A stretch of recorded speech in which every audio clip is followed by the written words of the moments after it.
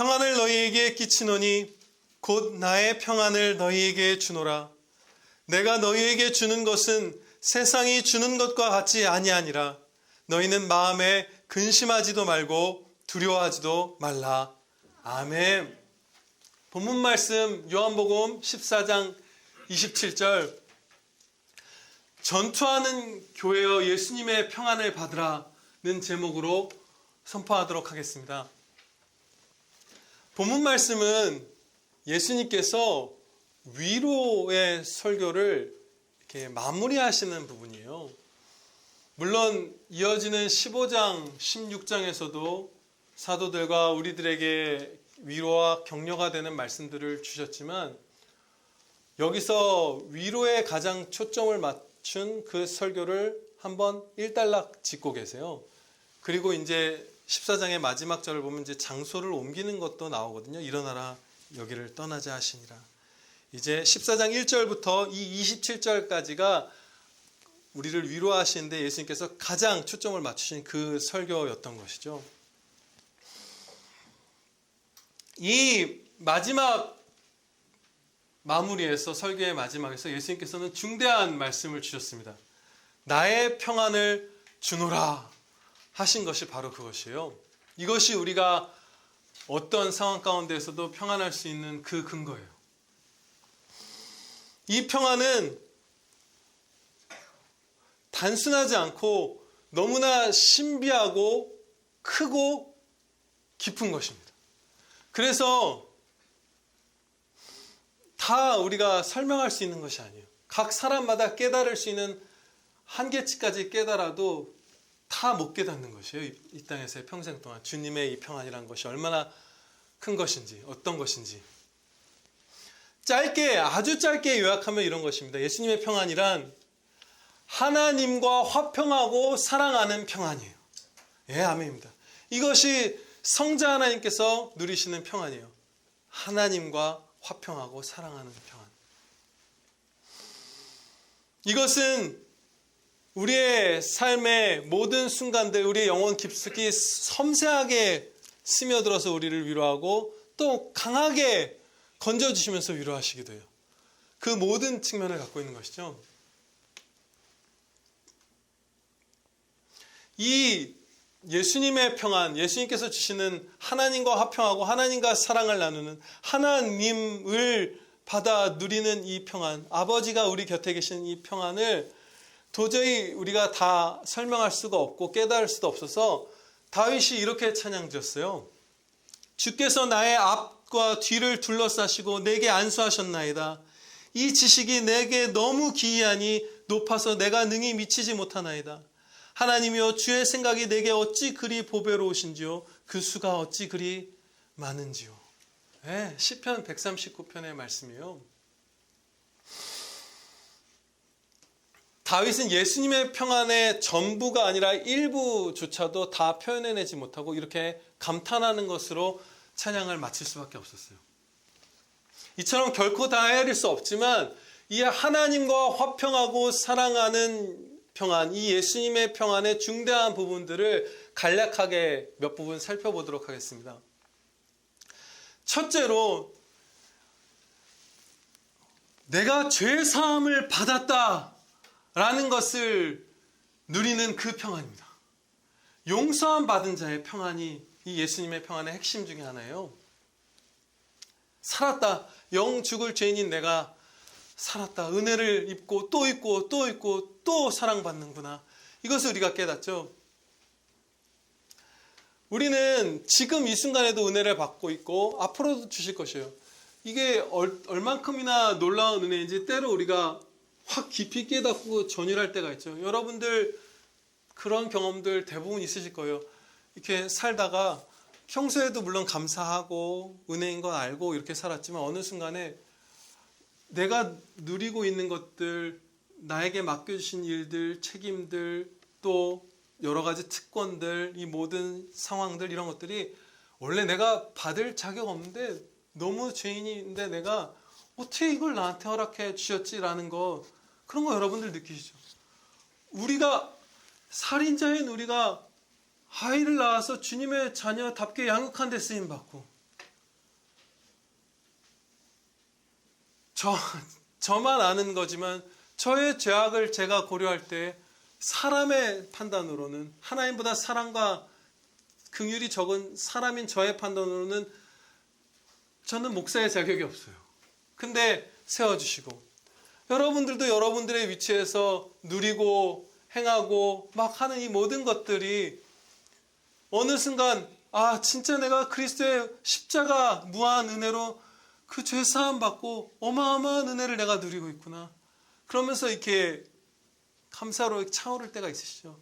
바로 그것이 주님의 평안의 핵심 가운데 하나입니다. 값없이 죄사함 받고 사랑과 은혜에 이렇게 감싸지는 그 평안이 우리에게 있는 것이에요. 둘째로, 삶의 모든 본질적인 문제들에 대한 답, 이런 것들을 주십니다. 삶의 목적, 의미, 생명의 길, 이 모든 것들을 우리에게 보여주시고 그 가운데로 인도하여 주세요.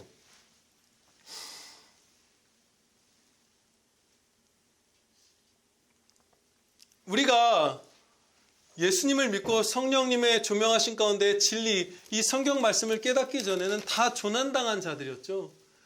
여러분들 그런 것들 곰곰이 한번 자신의 옛날을 떠올려 보면 정말 내가 무엇하러 사는가, 이 나를 짓누르는 문제들의 답은 도대체 무엇이고 생명은 어디에 있는가, 이런 것들로 우리가 신음했던 경험들 다 있으실 것이에요. 그렇죠? 다 죽을 것 같은 그런 시간들 대부분 지나오셨잖아요. 정말로 의미가 없는가? 진짜 내가 이 땅에서 죽을 때 모든 것이 허망하게 끝나는가? 존재가, 영혼과 육신이 다 무로 돌아가 버리는 거면 그것도 허망한데, 또 우리의 양심이 외치죠. 그게 끝이 아니라 이대로 가면 사망의 영원한 형벌, 지옥의 형벌을 받을 것이야. 너의 죄 때문에. 그것까지도 우리의 그 양심이 우리에게 외치죠. 그런 모든 것들 가운데서 어떻게 살아가야 생명으로 갈 수 있는지, 또 어떤 삶이 진짜 우리의 창조받은 목적인지, 의미 있는 삶인지, 행복한 삶인지, 그 본질적인 부분에 대한 답을 예수님의 자녀들에게만, 또 예수님의 자녀들에게는 반드시 주십니다. 그것이 우리를 얼마나 크게 평안케 하는지 몰라요. 셋째로, 죽음의 두려움에서 벗어납니다. 육신이 죽는 두려움, 영혼과 육신이 영원한 사망의 형벌을 받을 두려움, 이 땅에서의 시간이 이제 길어야 몇십 년 남지 않았다는 그 조바심, 그 사망에 조여오는 그 두려움, 이 모든 것에서 우리가 평안케 돼요. 그렇죠? 우리가 사실 가정이나 이런 데 그 사망의 그림자가 드리워질 때가 많죠. 최근에 아내가 그저께네요. 이제 이게 뒤에 검사를 다시 한번 받았는데, 아직 검사 결과를 의사 선생님 만나서 받지 못했지만 수치가 안 좋아졌어요. 그래서 이제는 뭐 매번 약을 이제 먹어야 되겠죠. 감사하게 지금까지 잘라냈음에도 불구하고 잘 살아왔는데, 뭐 그런 식이죠. 우리가 사는 것이. 죽음이 우리에게 항상 있어서 자칫하면 확 영혼의 그늘을 드리울 수가 있어요. 죽음의 공포, 나 자신, 다른 사람들. 그런데 예수 그리스도를 믿는 자에게는 그 모든 사망의 권세가 다 힘을 잃어버립니다. 그래서 진짜 평안을 누리는 거예요. 제가 신앙이 커져가면서 변화되는 게 한 가지가 있는데, 제가 사랑하는 그 친구, 예수님 품 안에서 지금 안식하고 있을 그 친구, 저보다 더 행복할, 더 힘찰 그 친구를 이렇게 생각하면 꿈을 진짜 자주 꾸었는데, 얘 신앙이 커가면 커갈수록 꿈속에서 그 아이가 이렇게 힘차요. 처음에는 살아는 있는데 진짜 거의 식물인간처럼 만나요. 제 신앙이 그랬던 건가 봐요. 그런데 주님과 함께 하면 할수록 건강한 모습으로 그 아이를 상상하게 되고, 그 친구를 계속 상상하게 되고, 지난주에는 이제 떠올리기를, 뭐 꿈이 특별하다, 남의 꿈 얘기처럼 듣기 지루한 건 없죠. 그런 걸 얘기하려는 것이 아니라, 주님 안에 있는 그 친구가 어떤 생명 가운데 있는가가 제가 잠들어 있을 때에도 제 영혼에 작용을 해서 제가 그 천국 소망이 커져가면 커져갈수록 그 친구를 볼 때 활력이 넘치는 거예요. 오히려 막 놀자고 그랬는데 거절하고 막 딴 데 하고 막 그러더라고요. 예, 우리가 그런 것이에요. 사망의 공포에서 우리가 벗어나는 평안이 주님의 평안입니다. 예수님께서는 제자들이 주님의 특별한 도우심이 없으면 반드시 근심과 두려움에 사로잡힐 것처럼 지금 말씀하셨어요. 그렇죠? 예수님께서 육신으로 곁에 임재해 주시지 않으면 제자들은 반드시 너무나 큰 두려움과 근심에 빠져야만 하는 것일까요?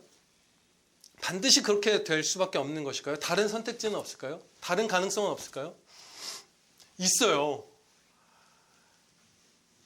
다들 조용히 예수님을 따르기 전의 삶으로 돌아가면 되는 것이에요. 그러면 크게 핍박받을 이유도 없고, 예, 모욕당하지도 않고 매맞지도 않고 옥에 갇히거나 결국 순교하는 데까지 나아가는 일들이 없었을 거예요.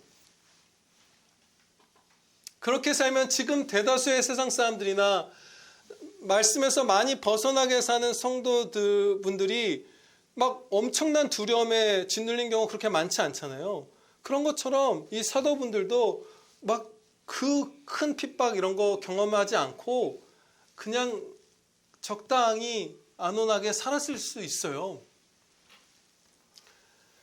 사도분들은 예수님을 섬기는 삶을 살 것이기 때문에 지금 당장 큰 위로가 필요했던 것입니다. 예수님을 따라갈 것이기 때문에 특별한 이 은혜의 말씀이 없으면 그분들이 완전히 쓰러져 버릴 수밖에 없는 것이었어요. 바꿔 말하면 본문 말씀은 이 14장의 1절부터 27절까지 예수님의 설교는 전쟁을 치르는 군사들에게 힘을 주시는 그런 말씀인 것입니다. 전쟁을 치르는 주님의 성도들에게 평안을 주시는 설교예요. 세상이 우리를 미워하며 핍박하는 이유는 우리가 세상에 속하지 않고 예수님께 속하였기 때문이죠. 그래서 예수님의 말씀을 지키는 삶을 살면 살수록 누구든지 경건하게 살고자 하는 자는 핍박을 받으리라 하신 말씀이 이루어지는 거예요. 아, 얘 진짜 우리 편 아니네. 완전히 예수님 골수 추종자네. 하면서 미움을 받는 거예요. 핍박을 받을 수밖에 없는 것이에요.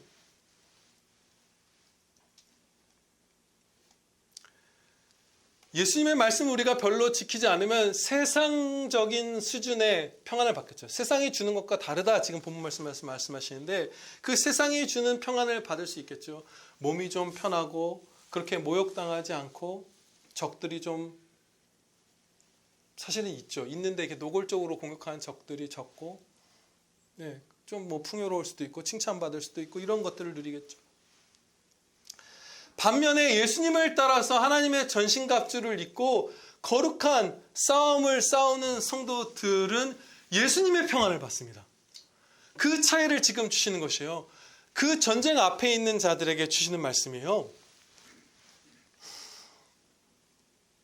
이 평안은 순교도 위로하고도 남는 그런 강한 평안이고 우리의 모든 상황들을 다 위로하고도 남는 섬세한 평안인데 전쟁을 치러야만 받는 거예요.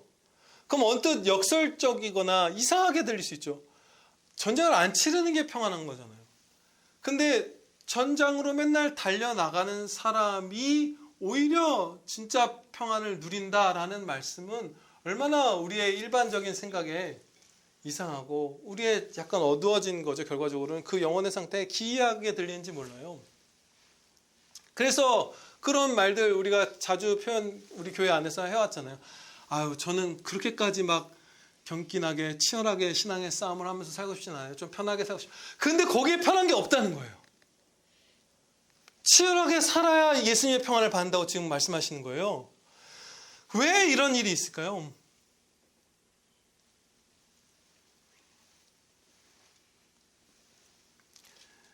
우리가 전쟁을 치르지 않는 게 평안한데 어떻게 전쟁하는 게 더 평안할 수 있어? 이거 이상한데? 라고 느끼는 것. 치열하게 살지 않고 전 좀 편안하게 살려라고 하는 그 잘못에 빠지는 이유는 우리의 가장 큰 원수인 사단 마귀가 거짓의 아비, 미혹하는 자, 눈을 어둡게 하는 자, 간계에 능한 자라고 말씀하는 그대로이기 때문이에요. 우리가 속는 거예요. 우리가 전투를 치러야만 평안한 이유는 내가 칼을 들고 싸우던 안 싸우던 적은 우리를 공격하고 있기 때문입니다. 우리는 전쟁 중이에요. 근데 그 사실조차 잊게 만드는 것이 우리의 어리석음이고 마귀의 간계인 것이에요. 전쟁을 치러야 승리하고 평안을 누리는 것이죠. 안 치르면 평화의 상태가 아니라 무방비 상태로 미혹의 공격을 받고 있는 것이에요.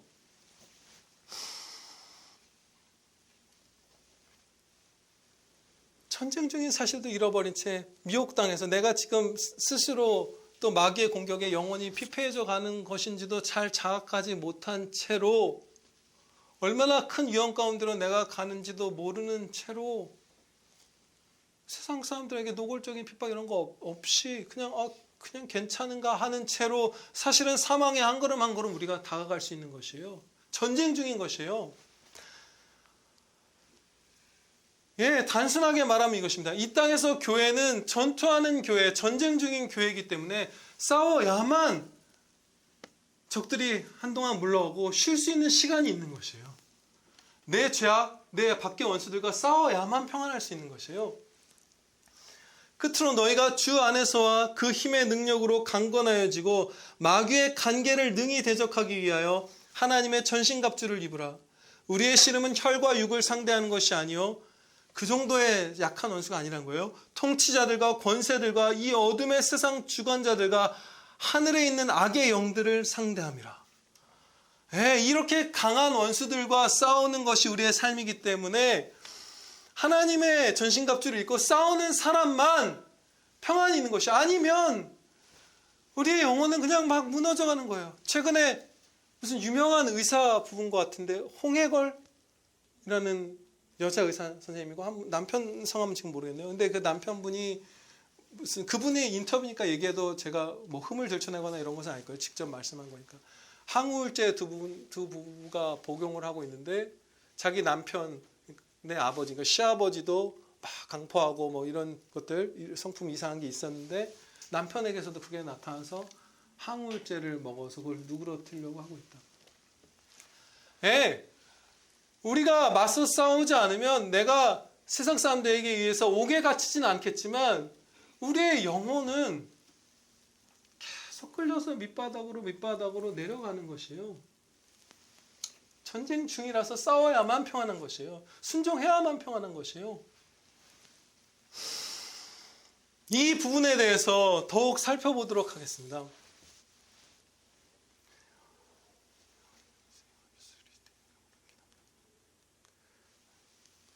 제가 살아가면서 종종 위화감을 느꼈던 어떤 부분이 있어요. 그것이 뭐냐 하면요. 교회에서 어떤 막 직책 같은 것들도 맡고 있고 교회 모임, 막 집회 이런 것들에 성실하게 참여하고 하는 이런 분들인데 가정과 회사와 학교 또 세상 관계에서는 전혀 그 성도다운 모습이 너무나 부족한 분들, 그 심각한 불균형을 보면서 어떻게 저런 일이 일어날까 점점 처음에는 한두 케이스 볼 때는 특별한 경우인가 보다. 근데 그런 사람들을 보고 또 보고 하면서 어떻게 저럴 수가 있을까 이런 생각들을 해왔어요. 그분들을 질책하는 의미에서 저럴 수가 있을까가 아니라 어떻게 그렇게 불균형이 있을까? 그 어떤 원리인지 그것을 이렇게 위화감을 느끼면서 이상하게 보았던 거예요. 자신의 가정을 거의 파괴하기도 하고 사회에서는 성도인 것을 일부러 감추면서 살아가기도 하고 혼자 있을 때에는 전혀 말씀을 읽지도 묵상하지도 아니하기도 하고 여러 면에서 예수님을 믿지 않는 사람과 방불하게 사는데 교회에서는 무슨 위원, 무슨 팀장, 무슨 리더, 무슨 구역장 막 이런 것들인 것이에요. 그리고 막 화요 집회, 목요 집회도 나가요. 그런데 어떻게 이렇게 불균형이 있을 수가 있는가? 교회에서 보면 열심히 있는 성도 같은데 가정과 사회 속에서 살아가는 모습을 보면 전혀 그렇지 않은 것이죠.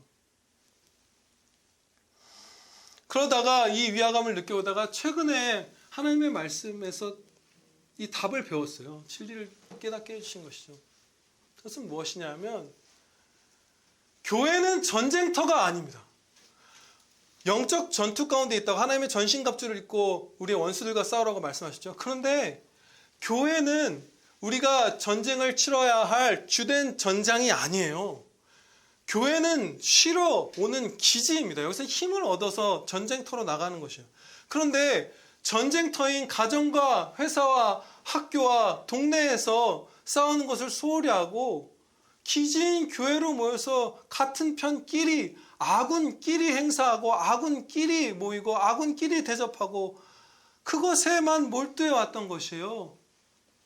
그러니까 언뜻 우리는 착각해서 그분들이 신앙이 좋은데 뭐 충성하고 있는데 이렇게 생각하고, 그런데 어떻게 이런 불균형이 있지 이렇게 생각할 수 있을지 모르지만 사실은 싸움을 회피하고 있었던 것이에요. 거의 싸우지 않는 군사의 상태로 한국교회 우리 또 미국교회 우리 그렇게 살아왔던 것이에요.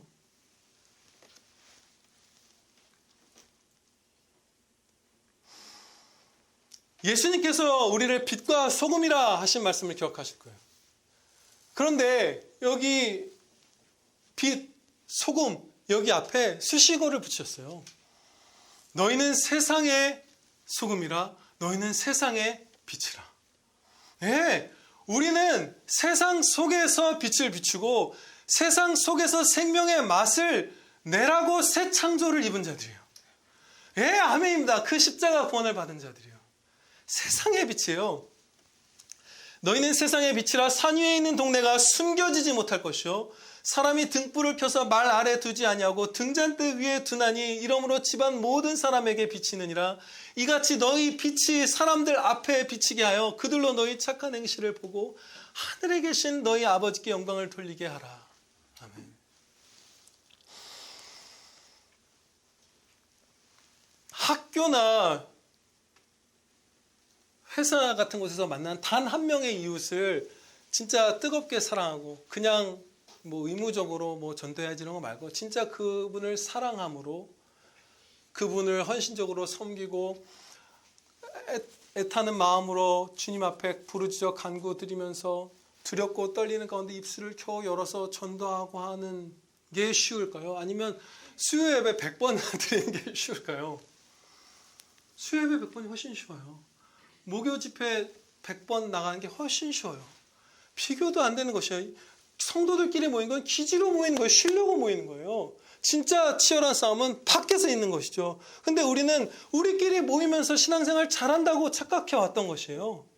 우리 교회는 물론 그런 경향성이 훨씬 적지만 그런 영향들 여러분들 받고 있고, 오늘 이 자리에서 평안교회가 하나님의 말씀대로 나아갈 어떤 한 가지 길을 우리가 배우게 될 것이에요.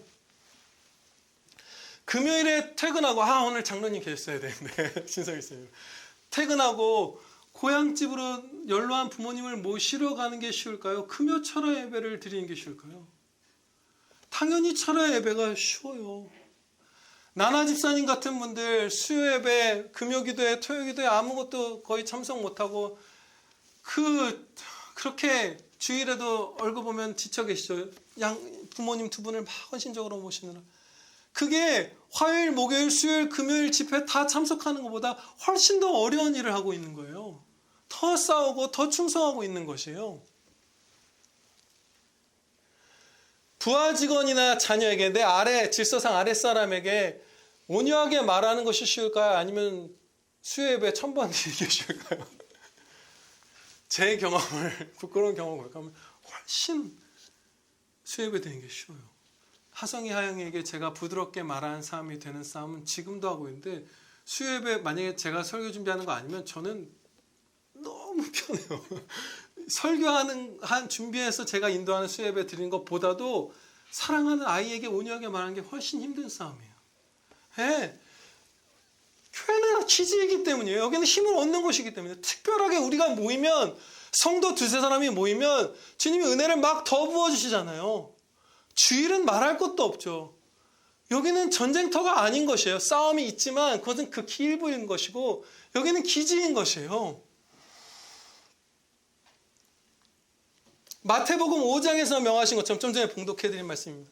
세상 속에서 너무나 거룩하고 착하게 살아서 내가 성도인 것을 다 드러내고, 어떻게 저 대리님은 저렇게 착해? 그래서 막 물어오고, 우리 허대왕 집사가 들은 것처럼 선생님은 어떻게 그렇게 아이들을 사랑하세요? 그래서 하나님이 사랑하시는 거라서 그 사랑받아서 하는 거라고 고백하고 전도하고, 이런 삶을 사는 것은 교회에서 행하는 어떤 모임이나 행사, 집회 이런 것들에 참여하는 거 다 합친 것보다도 사실은 더 하기 힘든 것이에요.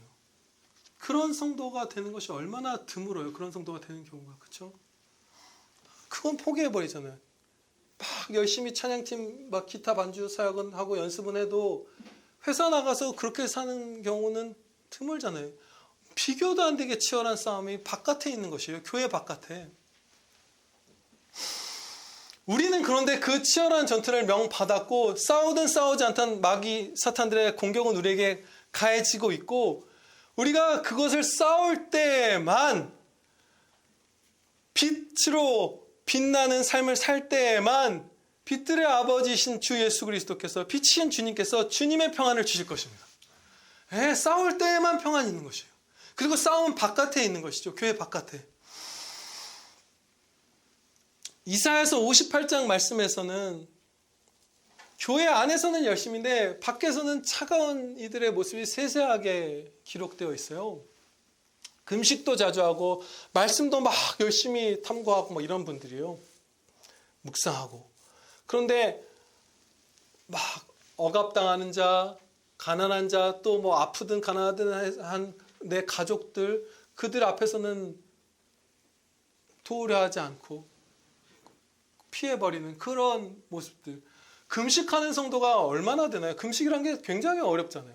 금식처럼 고통스러운 건 사실 별로 없어요. 신앙 실천의 그런 것들 중에.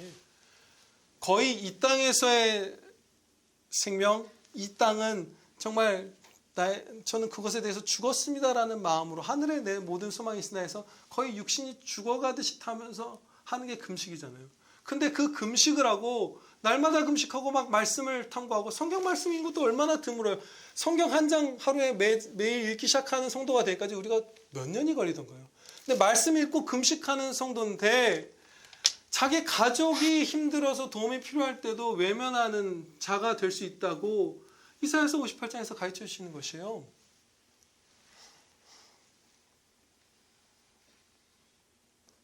교회 안에서 많은 사람들이 볼 때에는 그럴싸한 성도처럼 살다가 교회 밖에서 그냥 가족들끼리만 있을 때에는, 사무실에 안 믿는 동료들과만 있을 때에는 그 죄악된 본성대로 그냥 막 드러나면서 사는 것이에요. 사랑하지 않는 거예요. 충성하지 않는 것이에요.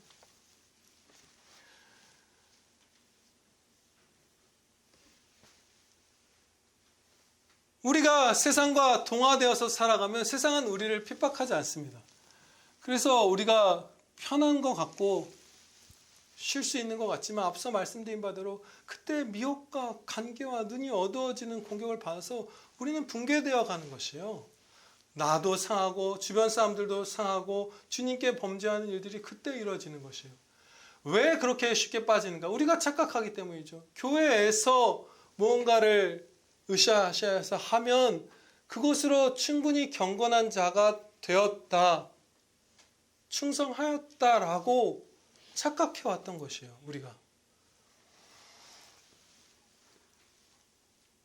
우리는 여기서 지혜롭게 성경 말씀으로 균형을 잡아야 합니다. 지금 선포되는 말씀은 결단코 모이기를 폐하라는 뜻이 아니에요. 모이지 말라는 말씀이 아니죠. 우리는 그래서는 안 돼요. 결코 모이기를 멈춰서는 안 돼요. 열심히 모여야 돼요. 과도하게 기지 안으로 모여서 거기서 시간과 에너지를 쏟지 말고 이제 군사들아 전장으로 달려가라, 그 말씀을 주시는 것이에요. 모여서 쉬어라. 그런데 충분히 쉬었으면 이제 나가서 싸워라, 그 말씀을 주시는 것이에요. 적절하게 쉬고 최선을 다해 싸워라, 그 말씀을 주시는 것입니다.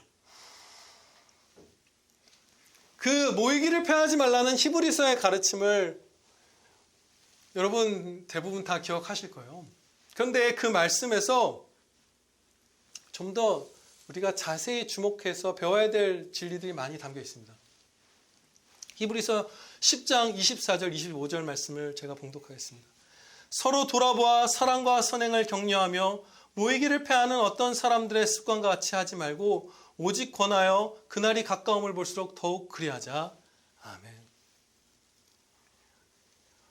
모였을 때 하는 중대한 일 가운데 하나를 여기서 가르쳐 주셨죠. 서로 돌아보아 사랑과 선행을 격려하라. 이것이에요.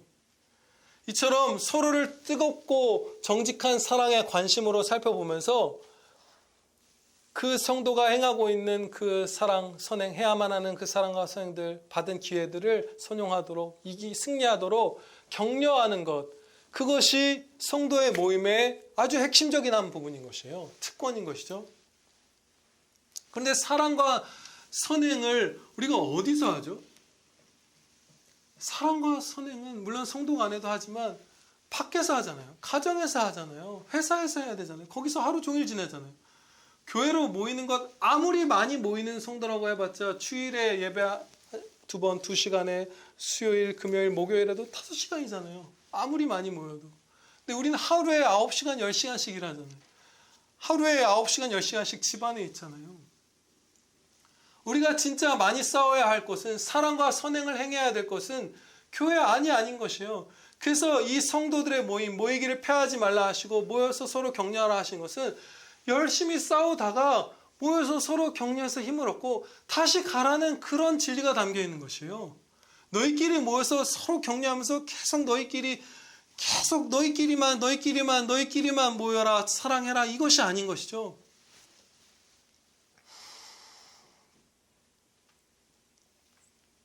오늘날 한국교회와 미국교회를 보면 교회 안에서 일들을 하다가 번아웃되는 성도분들이 많아요. 목사 말고 그냥 평신도분들이 교회 안에서 맡은 일들을 하다가 번아웃돼 버린 것이죠. 소진되어 버리는 것이죠.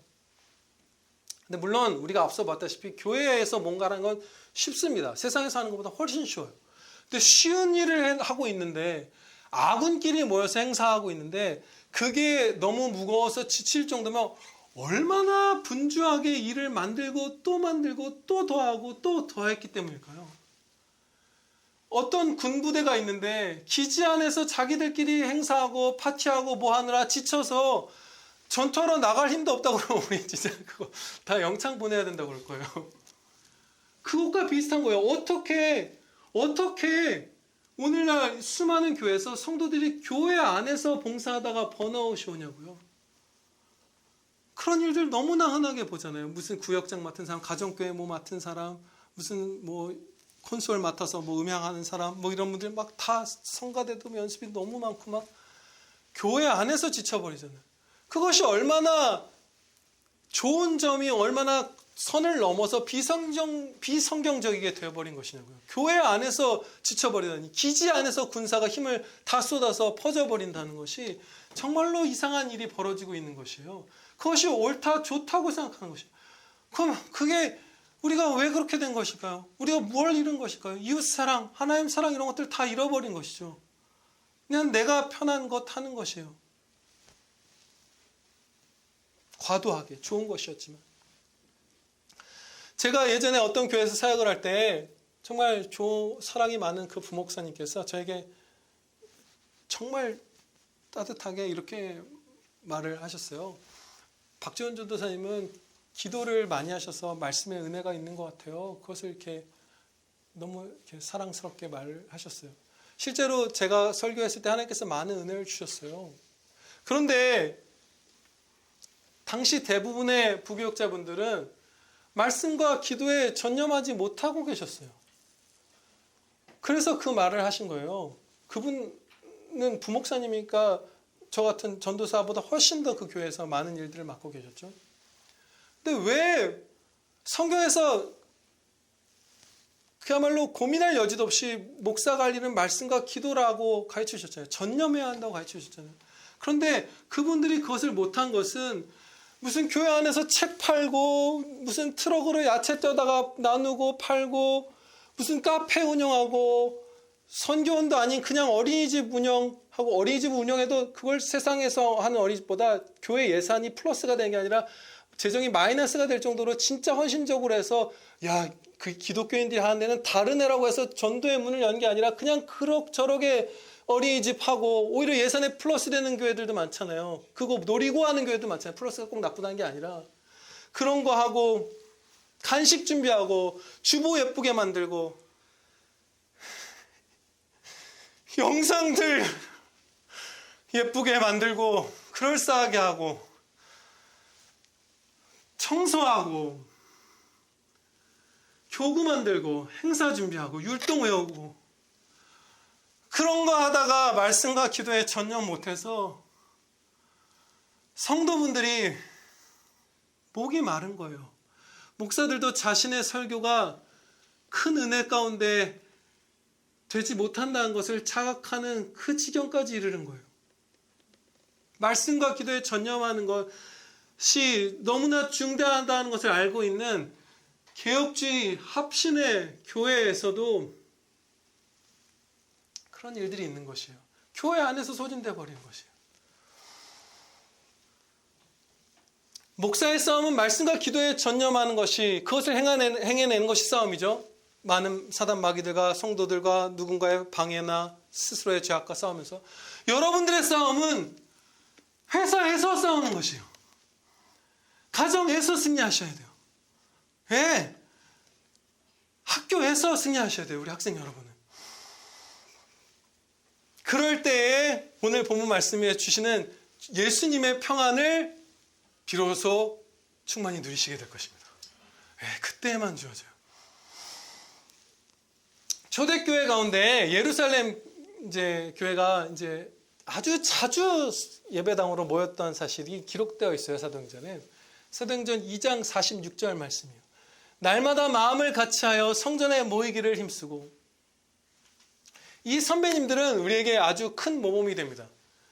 교회 밖에서의 전투, 헌신적인 사랑의 실천, 전도, 어려운 이웃에게 손을 펴는 것 이런 거 다 하시면서 교회로 많이 모이셨던 분들이에요. 이분들은.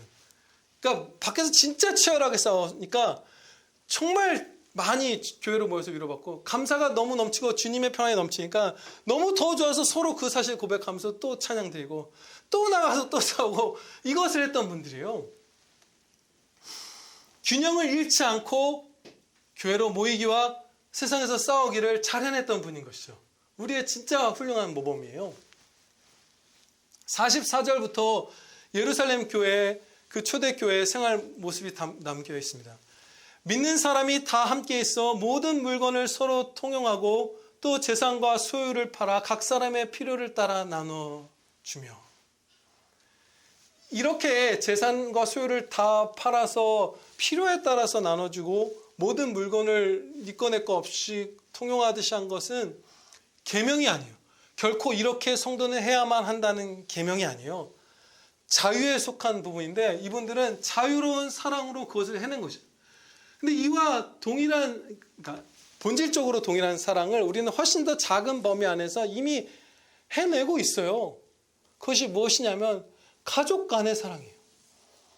아버지가 얼마를 벌든 어머니가 얼마를 벌든 아들, 딸들이 아직 학생 때 심지어 돈을 아예 못 벌든지 상관없이 필요에 따라서 분배되잖아요. 가족 내에서는. 대학 다니는 어린 아들, 딸들이 어린가요? 아무튼 돈 막 많이 벌어오는 아버지, 어머니보다 훨씬 더 많이 쓸 때도 있죠. 용돈 받고 학비 받고 막 재료 받고 뭐 사고. 네. 그 가족끼리 우리가 화목한 가정 안에서 행하는 그 사랑을 교회 형제 전체로 확대한 거예요. 그런 사랑, 그 정도로 큰 사랑을 이분들이 자유롭게 행했던 것이에요. 심의헌신적인 사랑이죠. 그런데 이것은 교회 안에서만 사랑하고 이웃 사랑은 소홀히 했던 것으로 볼 수 있지가 않습니다. 이분들 우리끼리만 무슨 집단 이기주의처럼 교회 안에서는 다 나누는데 교회 밖의 사랑은 소홀히 한 거 아니냐 이런 측면으로 볼 수 있는 여지가 전혀 없어요. 여러 부분에서 그러한데 이 당시 초대교회 상황은 나도 새신자고 사실은 나도 예수님 믿은 지 얼마 안 된 자고 계속해서 이웃들이 그냥 쏟아져 들어오는 상황이었어요. 교회 안으로. 지금 내가 옆에 있는 가난한 과부를 돕는데 어제도 도왔는데 오늘 보니까 성도도 있고 막 이런 상황인 거예요. 그리고 교회 안에 극빈층이 많았어요. 그래서 나중에 예루살렘 교회를 위한 연보하는 장면도 나오잖아요. 지금 한국 교회는 혹은 우리 형제들 많은 미국 교회는 교회 안에 극빈층은 사실 지교회에 따라서는 거의 없거나 아예 없는 경우도 있습니다. 그렇죠? 막힌 일을 걱정해야 되고 이런 경우 잘 곳이 없고 병원도 못 가고 병원 못 가는 분들은 그 뭐 미국 교회에는 좀 있겠네요. 근데 아무튼 그렇게 많지 않아요. 극빈이라고 할 수 있는, 감히 우리가 세상 어디에서나 가난하다라고 말할 수 있는 그런 사람들 교회 안에 거의 없죠. 근데 교회 안에 많았어요.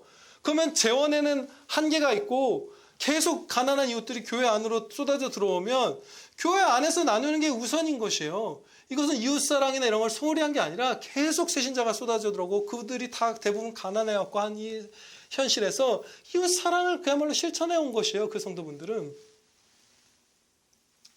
주께서 구원받는 사람을 날마다 더하게 하시니라. 새신자가 날마다 더해졌죠. 그런데 이것은 이분들이 전도에도 열심이었다는 것을 증거합니다. 왜냐하면 그러므로 믿음은 들음에서 나며 들음은 그리스도의 말씀으로 말미암았느니라고 가르쳐 주시기 때문이에요. 복음을 전도를 통해서 못 들었는데 갑자기 예수님을 믿는 경우는 없어요. 새신자가 날마다 많이 더해져 왔는데 그것은 이 초대교회 성도들이 날마다 전도를 했다는 뜻이에요. 그러니까 이웃사랑도 하고 막 형제사랑도 하고 전도도 한 것이죠. 온 백성에게 칭송을 받으니, 교회가 아무리 자신들끼리 재산을 다 나누어도 회사에서 무슨 일터에서 학교에서 동네에서 착하게 살지 않으면 온 백성에게 칭송을 받는 데까지 이르진 않죠. 교회가 대한민국에서도 칭송받았던 때에는 우리 20세기 초반까지만 해도 나라에서 세운 학교보다 교회가 세운 학교가 훨씬 많았잖아요. 도움이 필요하면 그냥 교회로 가면 됐던 그런 시대가 있었잖아요. 지금도 물론 그렇지만 그렇게 치열하게 이웃사랑, 형제사랑만이 아니라 이웃사랑을 할 때 비로소 교회가 칭송받는 데까지 가잖아요. 하나님께 영광을 불신자들이 입술로 돌리는 데까지, 그리스도는 선하시다라는 것을 찬양하는 데까지 이르려면 밖에서도 충성한 것이잖아요. 이 날마다 모였다라는 것을 가지고 우리가 막 모이는 것이 맞지 않냐 이렇게 하다 보면 균형을 잃는 것이에요. 우리는 두 가지에 다 집중해야 합니다. 날마다 모여서 서로 기뻐하고 찬양드리고 격려하고 사랑한 이것, 동시에 교회가 치러야 될 전쟁을 다 성실하게 치렀던 그분들의 반대편, 이것을 보면서 우리가 평안교회가 나아가야 돼요.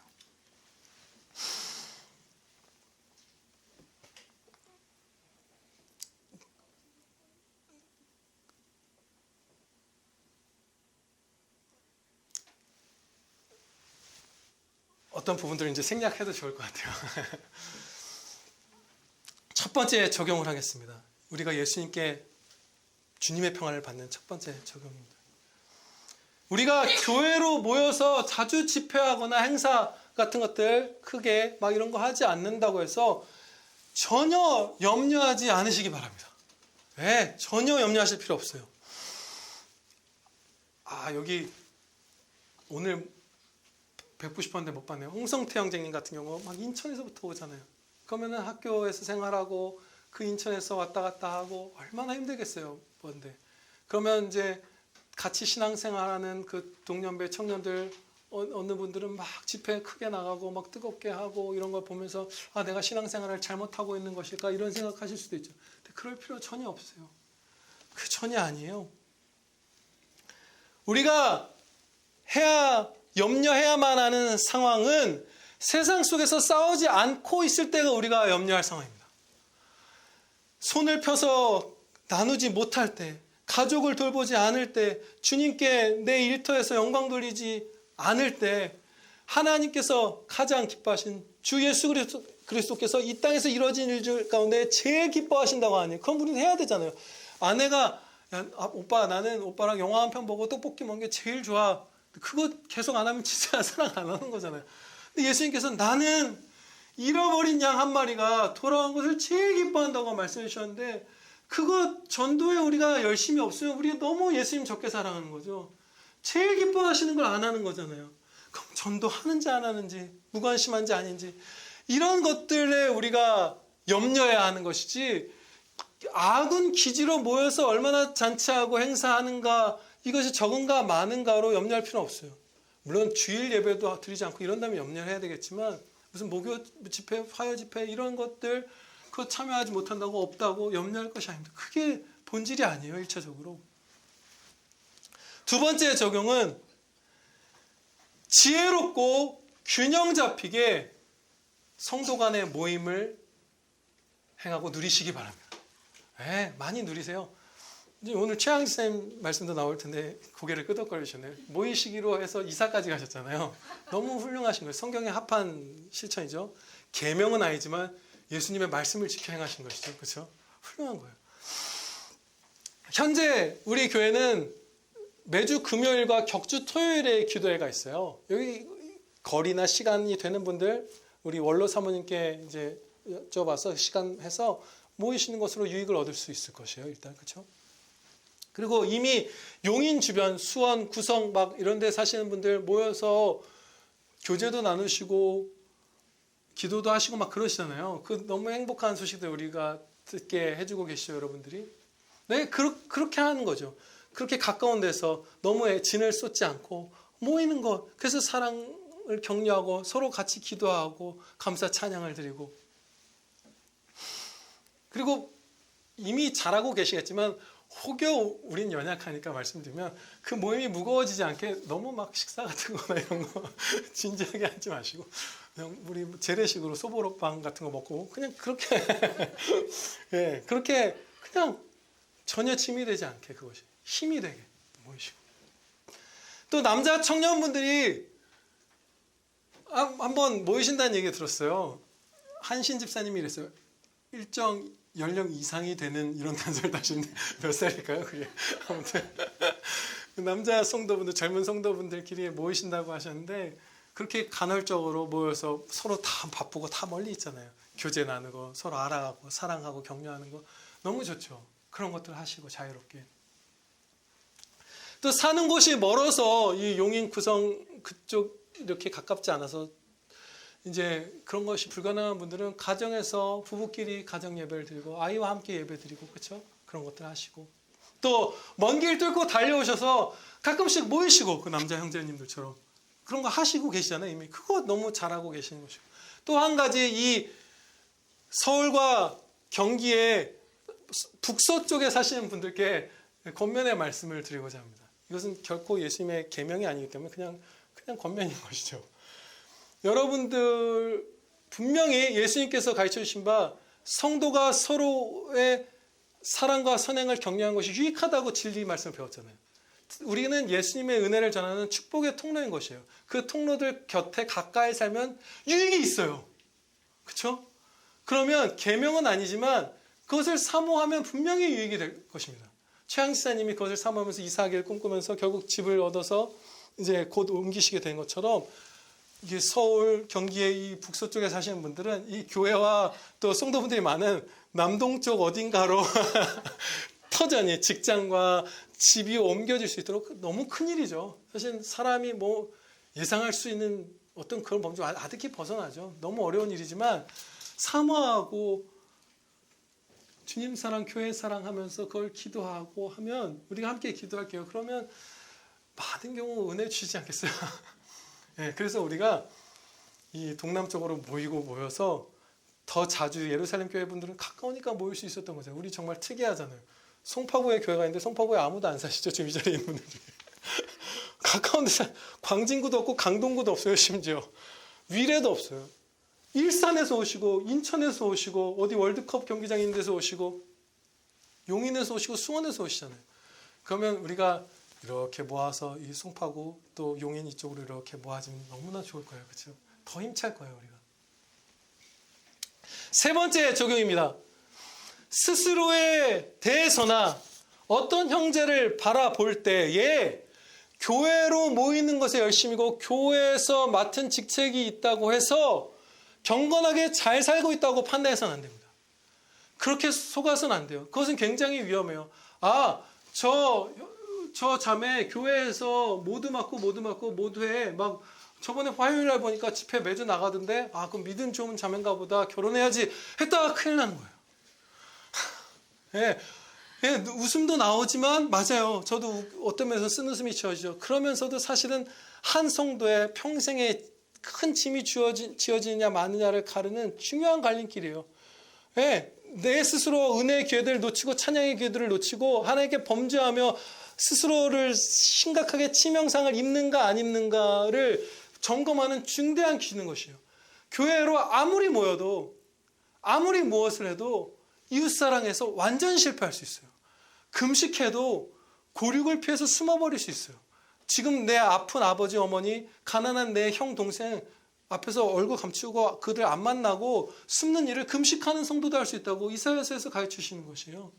그것이 기준이 되어서는 안 되고 나 자신에 대해서나 다른 사람들을 분별할 때나 매일의 삶에서 얼만큼 사랑하며 충성하며 사는가가 기준입니다.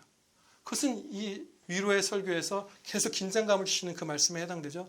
너희가 나를 사랑하면 나의 말을 지키리라. 네, 그것이에요. 신앙의 본질은 그것이에요. 네 번째 적용입니다. 예수님을 더 사랑하고 주님의 말씀을 더 지키시기 바랍니다. 우리에게 성화의 은혜를 주고 계세요. 그래서 우리는 다 오늘보다 내일 더 예수님을 사랑할 수 있고 예수님 말씀 사회에서 어디서 더 실천하면서 주님이 함께 하시면서 주시는 그 평안 행복하게 누리실 수 있습니다. 기도드리시겠습니다. 아버지 하나님, 저희 모두가 전투하는 군사들에게 주시는 이 무한한 평안 다 받아 누리게 하여 주시옵소서. 싸우지 않으면서 싸운다 착각하는 것에서 저희 한국교회 건져주시고 저희 평안교회 건져주시고 저희가 진짜 믿음의 싸움 가장 치열한 전장으로 달려나가서 거기서 사랑하기 어려운 이웃들 심지어 원수까지도 힘내서 사랑하면서 사단 마귀들이 감히 접근하지 못하고 주님께서는 거처를 함께 하시는 행복한 딸 되게 해주시고 행복한 아들들 다 되게 하여 주시옵소서. 오늘부터 결단하고 순종하며 도움을 구하며 이 은혜 입게 하여 주시옵소서. 예수 그리스도의 이름으로 기도하렵나이다. 아멘.